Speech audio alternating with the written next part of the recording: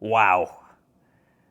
We have just witnessed, I think, one of the classic games in the Six Nations. I love this tournament. There's a reason it's the best rugby tournament in the world, and what a great example Wales against Scotland just was. Utterly, utterly compelling. Turn away now if you are looking for no spoilers. Don't really know why you would click on this video, but if you are looking to avoid the result, turn off now, because from 27-0 up, Scotland almost end up losing in Cardiff, a venue they hadn't won at in 22 years, with Wales coming back into it.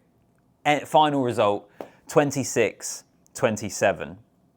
That was absolutely bonkers. And I don't think any of us would have seen that coming. When it went to 27-0, when it was half-time and it was 20-0 to Scotland, after the opening 40 minutes, I was looking at this game and thinking, we knew Wales were in a tough spot.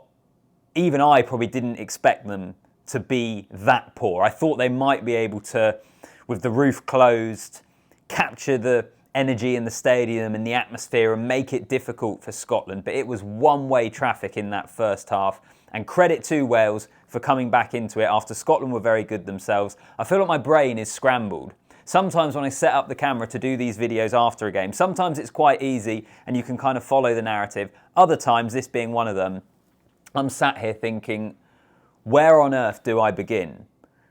Because the weirdest thing I think about this game is that Scotland have won, but will have a sense of disappointment, and Wales have lost, but will have a sense of, we've really shown something there in the second half for us to be able to build upon. What a crazy, crazy tournament. Anyway, welcome back to the channel. Comment down below, let me know what you made of the game. Really interested to hear from both Welsh and Scottish fans. And neutrals as well, I suppose. But those two sets of fans, how they interpret that game, I'll be really intrigued to read what you made of it. Like the video, subscribe to the channel, all that sort of thing. I guess I might as well try and start at the beginning and talk my way through it. And doing that, hopefully, we'll cover most of the main points, which is that first half, which... There's two sides to it. I thought Scotland were very, very good. They wasted a few chances, but on the whole, their attack was clicking. They put Wales under pressure. They sliced through them, really. It looked so easy. And they capitalised on what Wales gave them. But there's no way we can talk about that first half without talking about how bad Wales were. And it's an inexperienced Welsh side, and a lack of experience was part of it, but by no means was it the majority or all of the story. So if we talk about the inexperience, I think there was a few occasions where players' positioning and things like that, you could kind of tell. I know when Sam Costello was dropping back to cover kicks and Cameron Winnett at fullback, Finn Russell was dinking it here, there and everywhere, getting on top of them with the kicking game. And I was watching it thinking, seems like a bit of experience or inexperience here is maybe what's letting Wales down. But overall, it was sloppy mistakes. They didn't have the physicality. They were dropping the ball and coughing it up. They coughed up 3 penalties pretty quickly in the game to give Scotland field position. They weren't able to have any sort of physical dominance. Scotland were able to break off territory with almost every carry and slice them through. And that Scotland team, that first half was a great example of what Scotland can do when they're in control of the game, when they get front football.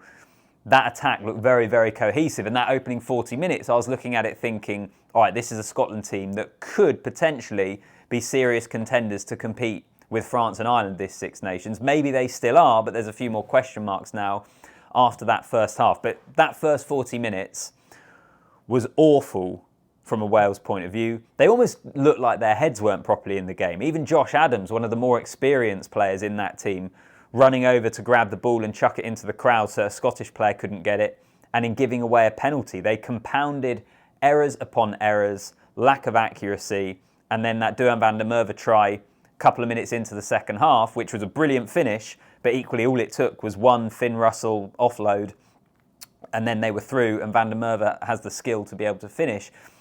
Wales looked miles away, and I was looking at that thinking this could end up being a record loss. They could be nilled at home. This could be absolutely awful for Wales. And then it changed. I mean, what happened?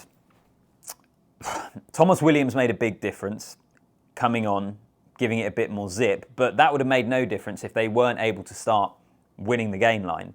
They were more physical. They got themselves on the front foot. They put Scotland under pressure and they scored some great tries as well. So my only disappointment in a way actually was that the comeback wasn't completed, just because of what a great story that would have been. From 27-0 down to come back and win at home with a side that has lost Dan Biggar, Alan Wynne-Jones, Lee Halfpenny, Justin Tipperick, Liam Williams, who isn't available, plus others. To come back and to win against the odds would have been a great Wales-Warren Gatland story. But it wasn't to be. Scotland held on in the end. And where do these teams go from now? I suppose if I'm being fair, and I said in my video about England earlier that it's job done, you move on, I suppose that's the case for Scotland. It maybe feels slightly different because of the manner of that second half. And Finn Russell, just listening to his interview there at the end on TV, seemed to suggest that maybe they took their foot off the gas. There was a little bit of complacency that crept in. Perhaps it is a wake-up call for Scotland that yes, they can be very good, but you cannot, even against what we perceive as some of the weaker teams in a Six Nations, you can't let off because it will allow them back into the game. Maybe there's loads of lessons to Scotland can take from this. Number one, they've proven that they are a good team. If they can get on the front foot, if they can control games, I think they can cause anyone danger. But you step off the gas, then that's what's going to happen. For Wales, it's a more intriguing one. They go to Twickenham next week now, and England were by no means great, but being at home will go into it the favourites. I don't think it'll be an easy game at all. And particularly after what we saw from Italy against England, people will start to look at that game at the end of the championship. I know there's loads of rugby to be played, but they will look at that game and wonder, will it be a wooden spoon decider? And if Wales play like they did in the first half, Italy, with the way they can attack, will be able to cut them to pieces.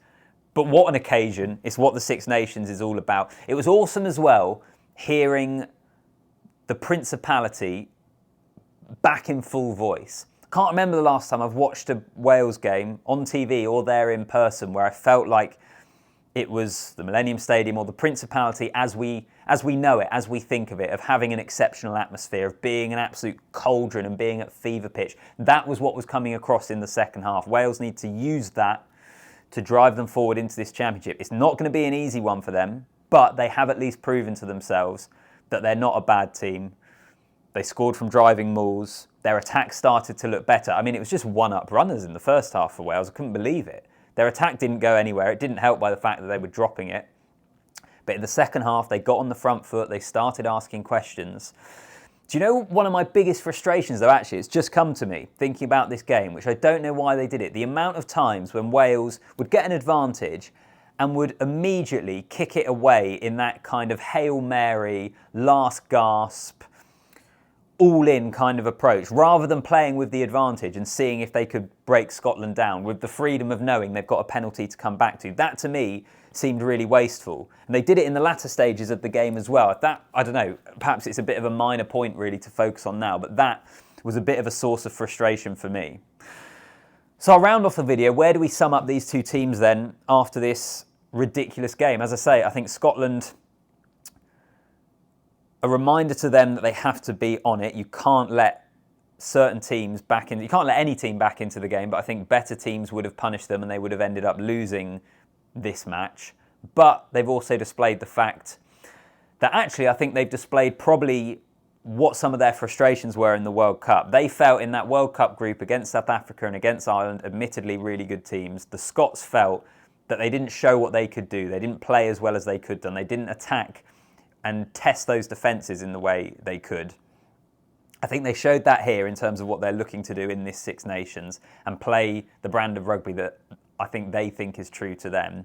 I also think Finn Russell's captaincy, particularly in the first half, I mean, he looked like he was on his way to a Player of the Match award in that first half. I think we saw him and actually what he brings in a leadership capacity to this Scotland side. No doubt lots to work on. For Wales, quite a good summary of Welsh rugby, I think. There's all sorts of issues that will not go away after a rousing 40 minutes. It's a long route, you feel, with Warren Gatland, with these players and with this team to get them to the place where they probably want to be. But with Wales, with passion, when the crowd gets behind them, momentum is a funny thing in sport. They're still capable of having some brilliant moments and brilliant games. That's probably how I would sum up this match. Let me know in the comments down below. I hope that has been some sort of coherent narrative on my thoughts on the game. Although frankly, if it isn't, then it's probably just quite a good reflection of the 80 minutes that we saw anyway. It was brilliant. What an opening weekend of the Six Nations. Comment down below, like the video, make sure you're subscribed. I'll see you in the next one.